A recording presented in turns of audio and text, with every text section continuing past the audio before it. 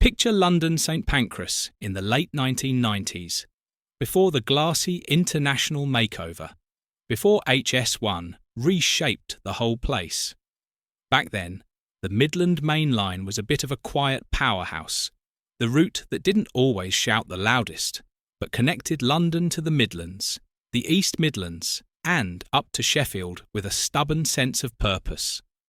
And for just over 11 years, one company became the public face of that route.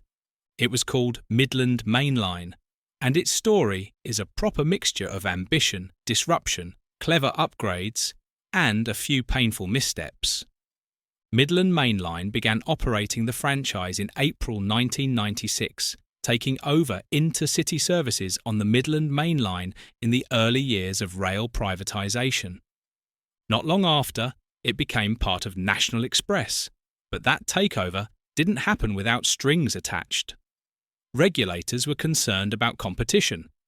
National Express already ran major coach services, so undertakings were put in place around fares and service levels. In other words, Midland Main Line wasn't just running trains, it was operating under the watchful eye of a system still figuring out what privatised rail should even look like. Now, if you rode Midland Main Line in the late 90s, you'll remember the backbone of the service, the high-speed train. Yes, the InterCity 125. A design from the 1970s that somehow refused to grow old. But Midland Main Line had a problem. Passengers wanted modern comfort, reliability, and something that felt like an upgrade. Not simply the same old set in slightly different paint.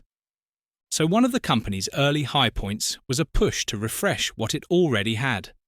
In 2003, Midland Main Line unveiled refurbished HST sets, a visible attempt to modernise the passenger experience on a route that was still heavily diesel and heavily dependent on that classic HST formula.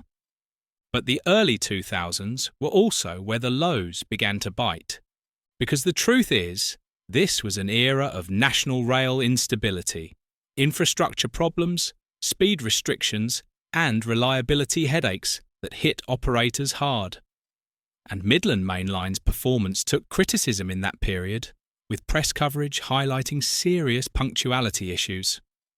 And when punctuality slips on an intercity route, it's not just a few late trains.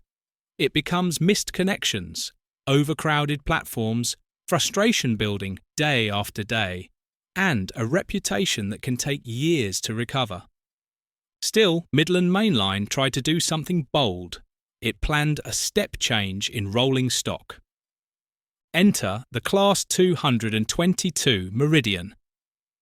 In May 2004, Midland Main Line introduced the Meridians, sleek, fast multiple units designed for 125 miles per hour running, meant to bring modern acceleration, a more contemporary feel, and a new identity to the route.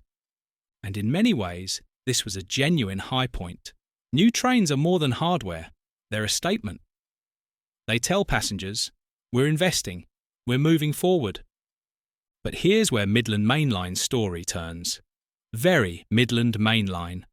Some of the Meridian sets were ordered as longer 9-car units, intended for service expansions, including ambitions like improved longer-distance offerings.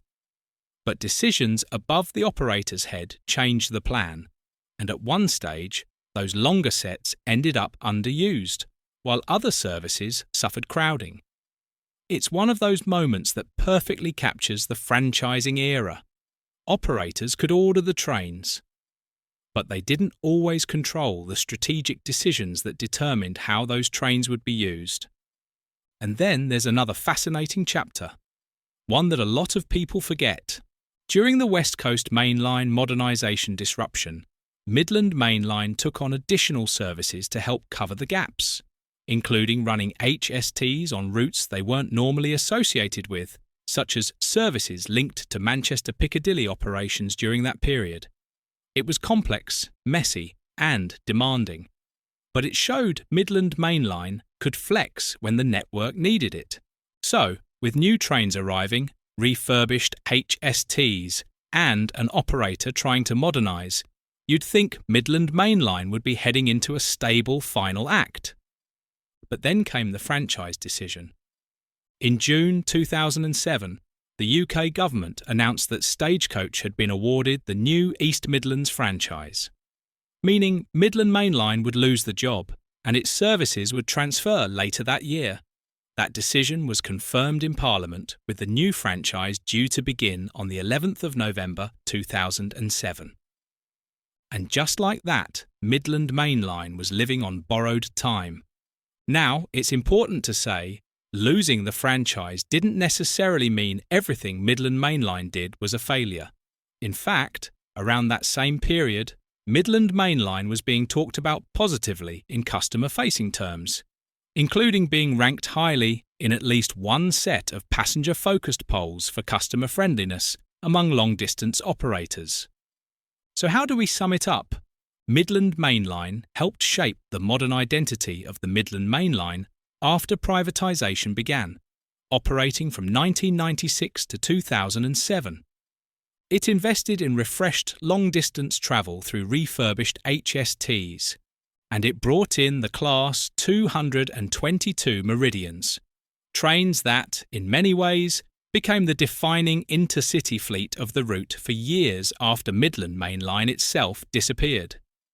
It operated through a brutally difficult national period for rail punctuality and reliability, and Midland Main Line was criticised for poor performance at points in the early 2000s. It also suffered from the weird realities of franchising strategy, including rolling stock decisions and service plans that didn't always match what passengers actually needed on the day. And in the end, it lost the franchise, replaced by East Midlands trains in November 2007. But here's the real legacy. Midland Main Line wasn't just a logo or a brand, it was a bridge between eras. From classic intercity thinking to the modern franchise age, from slam door nostalgia to new train smell, from St Pancras in soot and brick to St Pancras in glass and steel. And even after it vanished in 2007, the trains, the patterns, and the expectations it helped set kept rolling forward. If you enjoyed this deep dive into the history, and you'd like more railway stories, forgotten operators, legendary trains, and the moments that changed Britain's railways, please hit like, share, and subscribe. And tell me in the comments, what's your strongest memory of Midland Main Line, the HST era, or the Meridian era?